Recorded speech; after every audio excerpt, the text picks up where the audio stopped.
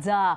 But it might be even tougher on our teeth. True story. In fact, cold air, burning hot drinks, and dry mouth are not just bothersome, they can lead to sneaky dental problems, JD. Doesn't surprise me a bit. And by the way, your oral health is a big indicator of your physical health as well. True. Here to break it all down, the biggest mistakes that people make with their teeth in winter and the easy fixes that are going to keep your smile healthy all season long is Dr. Pia. Dr. Pia, welcome back. Thanks for having me. Nice to see you. The arbiter of gorgeous teeth.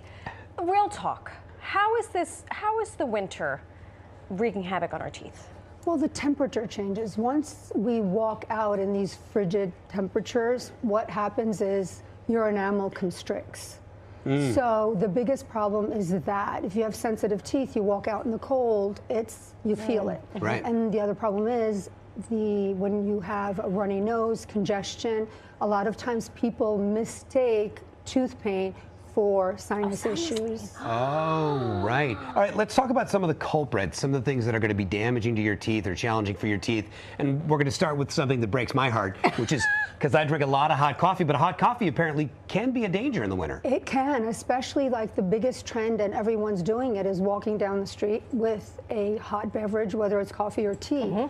Now, when we have these frigid temperatures outside, what winds up happening is with the hot, the enamel expands, and then after you stop sipping it, then this frigid air hits it, and then the enamel constricts. So what winds up happening is you get small microfractures in the teeth.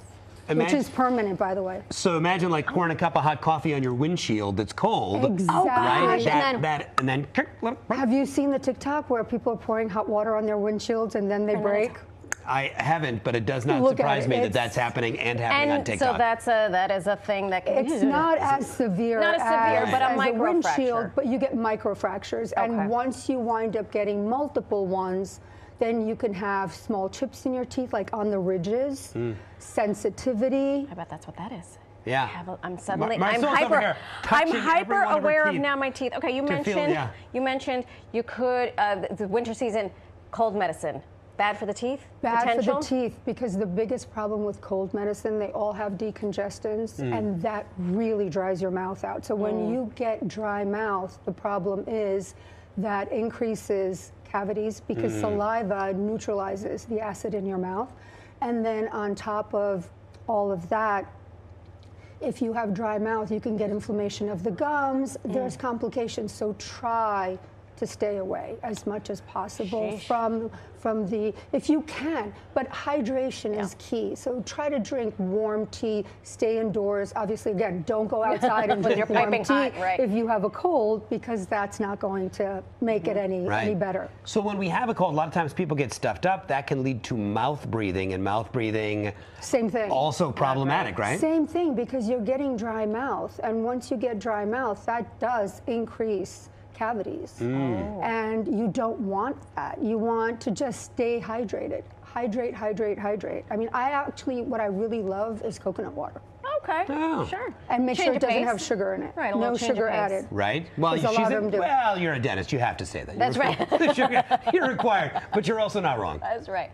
Cough drops, bad. Cough drops, very bad. Okay. Majority that are sold, except for the ones that say sugar-free, 99% of them contain sugar. It's like candy. So it's like eating candy, and everyone eats one after the other just to help, or even if they have a sore throat. Even the sore throat medication has sugar in it. So we have to be very careful that we get the sugar-free. Okay. Last up, and because I am guilty of the coffee, I am also guilty of this one, the whitening strips. Yeah. Is there something about the whitening strips in winter that's particularly bad, or is it year-round? Or well, if you're using the whitening strip, we're not going to mention the names because we're not. Sure. But they're right there. But the point is, if you're using them in the cold, your teeth, the pores, the enamel rods open when you're using the hydrogen peroxide. That's how it lifts the color. So when your enamel rods are open and you hit the cold air outside, you get these zingers. It's like scratching a chalkboard with your fingernails. It's like, Okay. So try not to use them in the winter. My recommendation is like start in March. And the other thing with the the strips are they're straight and your gum line is scalloped. Not straight. So what winds up happening is if you put them too high, then you wind up burning the gum, and if you put them too low, you wind up having a yellow ring. So my recommendation: get it done professionally. Either you get custom trays in your dental office, or you get laser whitening, but make sure that the gum is protected so you don't put the peroxide on the gum tissue. Nice. Always full of Such good info. incredible information. Thank you so much, Dr. Pia. Thanks for having me, guys. I appreciate it. As I continue to touch my Touching your teeth. teeth. If you want more cosmetic dental information, check out Dr. Pia Lieb on Instagram at Dr.Pia.